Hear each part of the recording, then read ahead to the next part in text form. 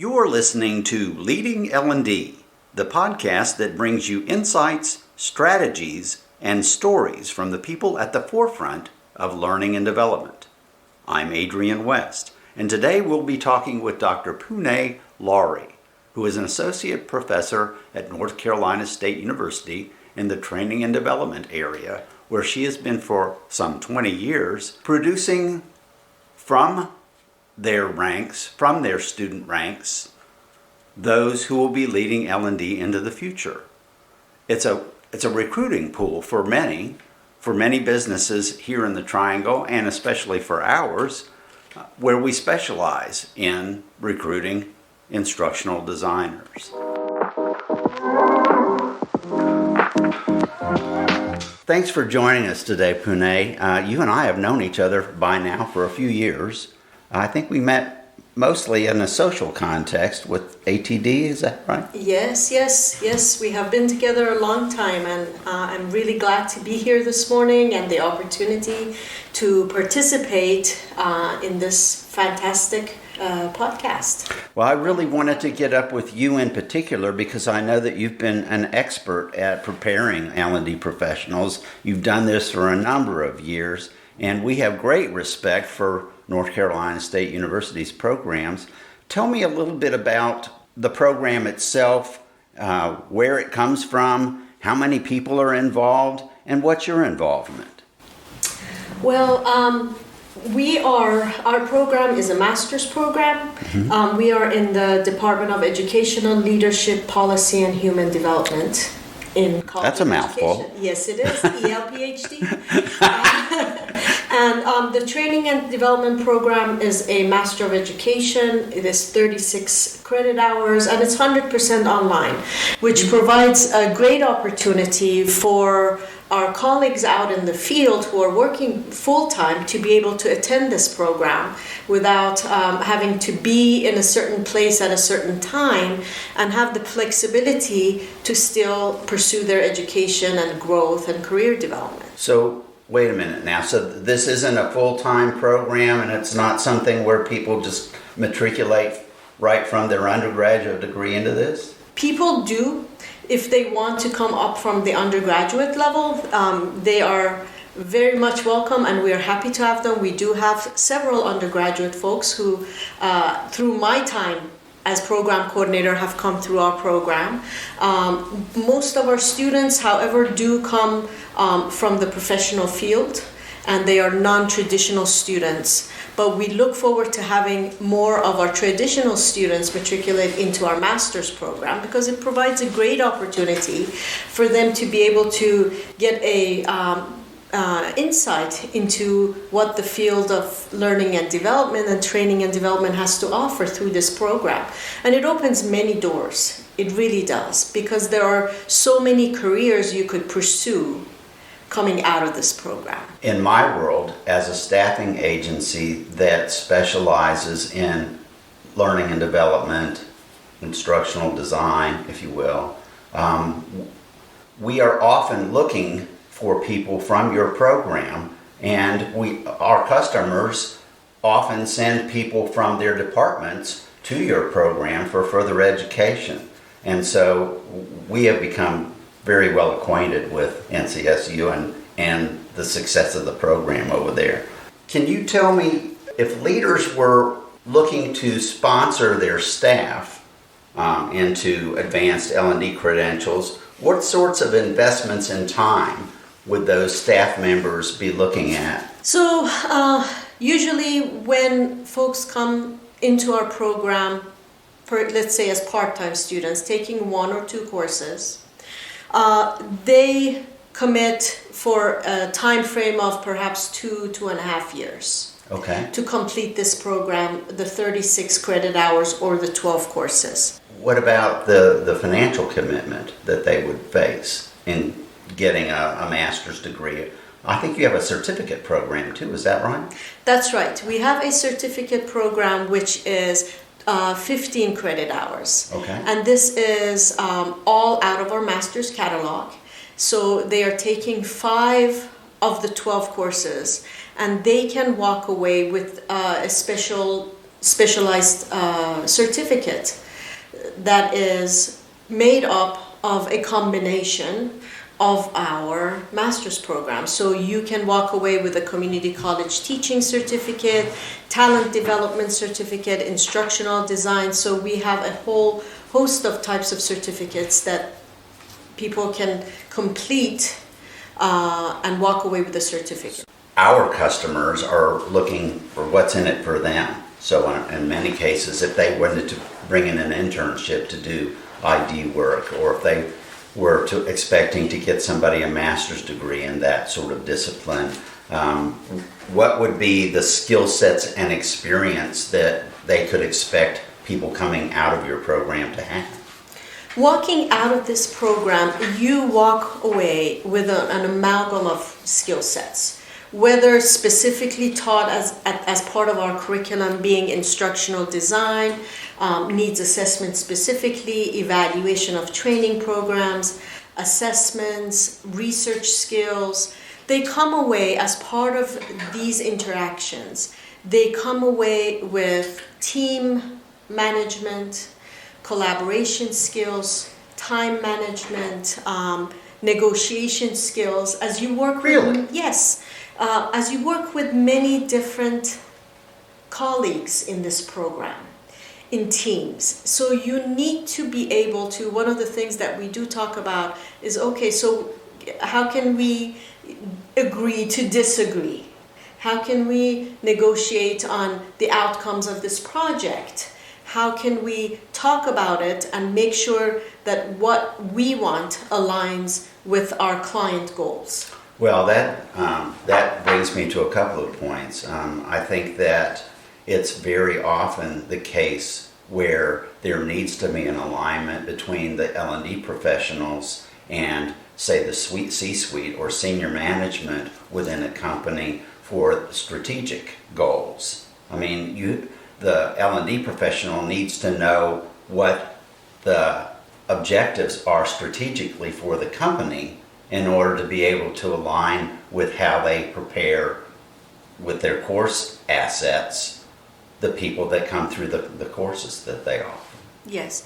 So one of the things with colleagues coming into, and I like to call them colleagues, I don't like to address them as students, because a lot of times these are colleagues that perhaps I have had the opportunity to work in some capacity with them. So when colleagues come into this program, first of all, we assign an advisor, and in that advising session, we talk about what are your goals? What do you want to do with this program? How is this going to enhance your career? So then in conversation, we're able to align ultimately their professional goals out of this program and what they want to go back to the organization and do. Then how does that align with the organizational goal of wanting to have these staff trained to be able to reach some sort of a outcome?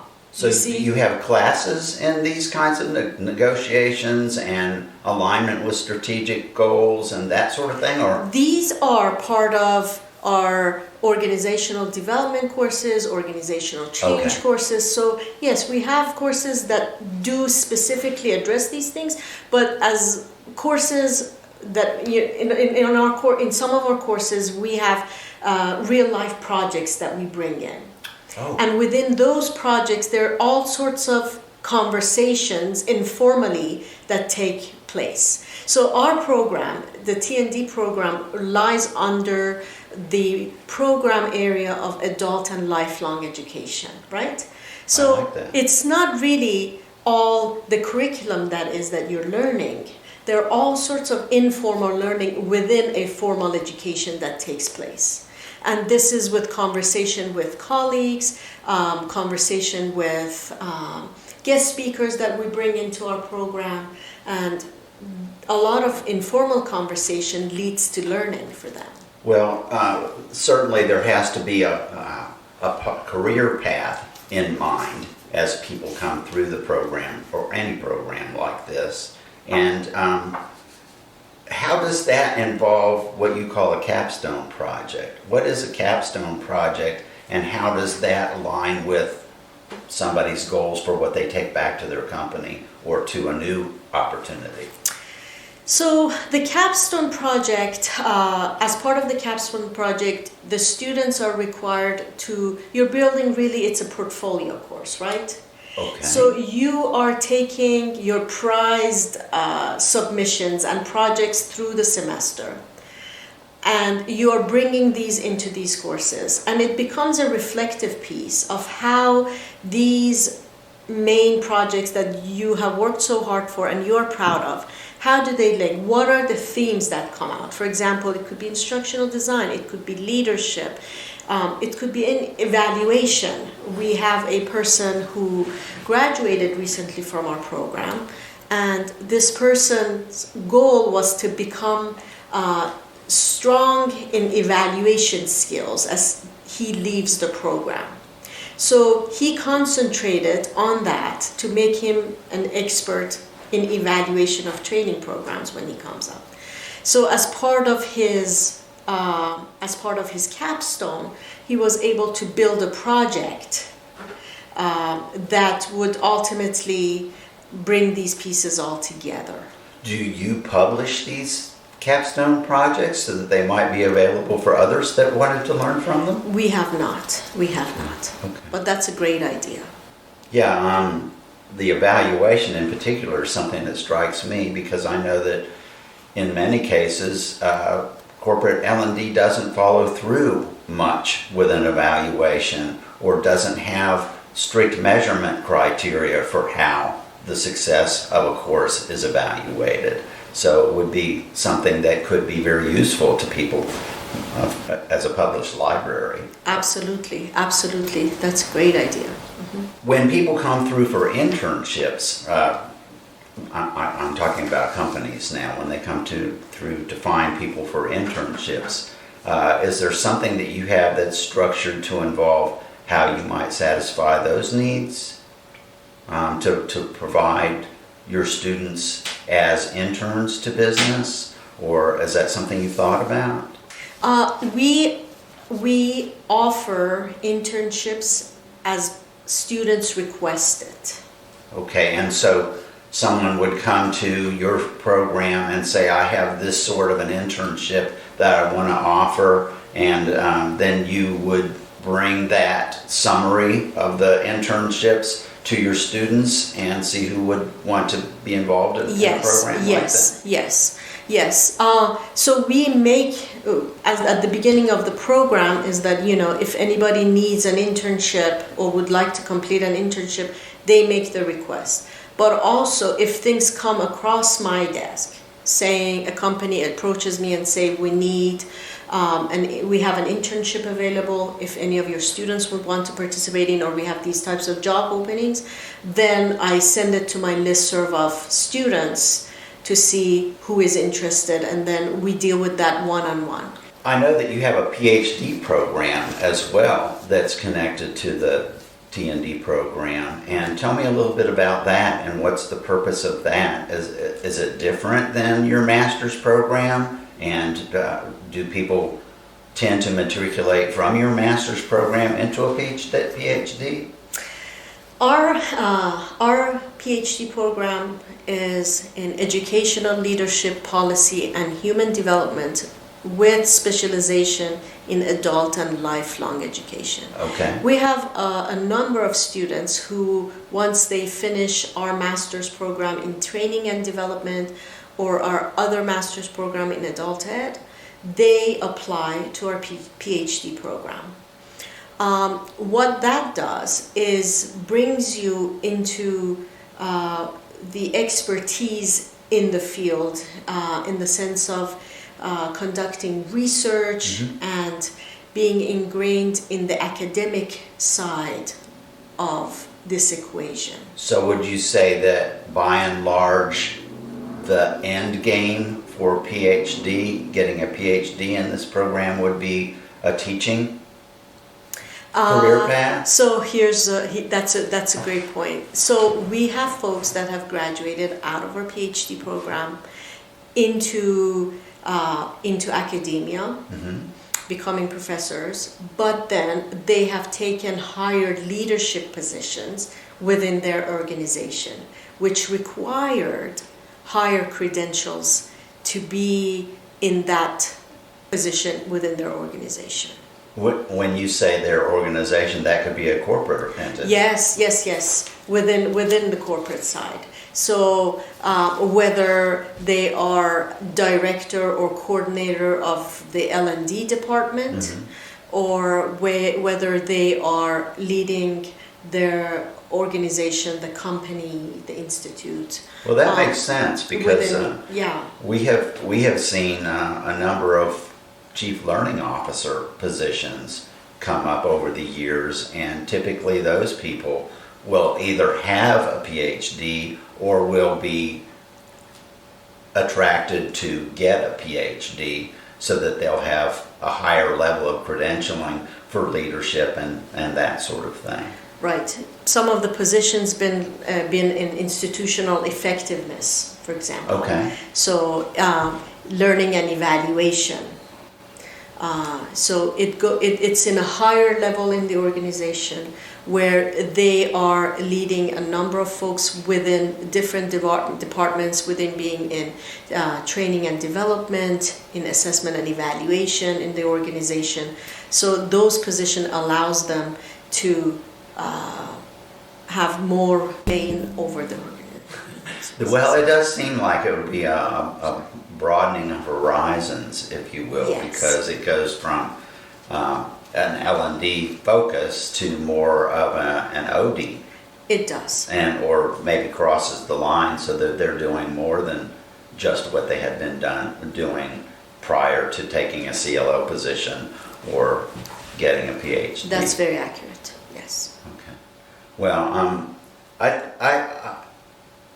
I have personal passions about bringing people from your organization into corporate L&D, and so you and I have been involved in a lot of mentoring, as I would say, more than coaching, to bring people along and to help them, even with simple things like how to bone up their networking status, how to get to know the right people, and how to talk to those people, how to be involved in other people's spheres, because there are many different paths you can take with learning and development, and that can be from pharma to finance, banking. We have a lot of customers in our world that don't cross boundaries very, very much, mm-hmm. other than with the disciplines that they're selling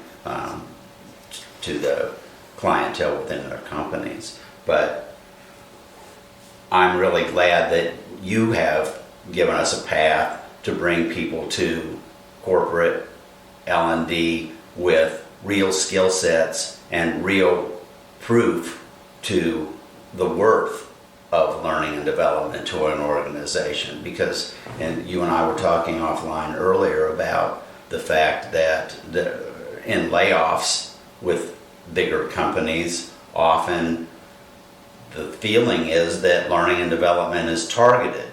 But my feeling is that there can be a countermeasure to that, meaning that learning and development does have a purpose, a profit motive within the corporation, and a real strategic voice in the room. That's a very good point. When there are layoffs, and these folks have been laid off out of T&D and L&D roles, uh-huh. They apply to our program and they come join our program to go and retool and reskill and upskill within the field, and we're able to launch their careers again into the L&D field, mm-hmm. because there's much value in being able to create the types of training that provides the right outcomes, that the objectives are aligned with the outcomes, with the goals of an organization. Mm-hmm. And these folks who come through the program are trained with the know-how and the skills and the latest trends in the industry to be able to go back and to join an organization that values that. Yeah, That makes a lot of sense to me because, it's a very competitive world out there. And if you can upskill and retrain and improve the outcomes of your workforce, then that flows right down to the bottom line. And so it really does make sense that people who might have been laid off from one organization can get new skills to relaunch with better purpose, better outcomes, and more focus through your program. Absolutely.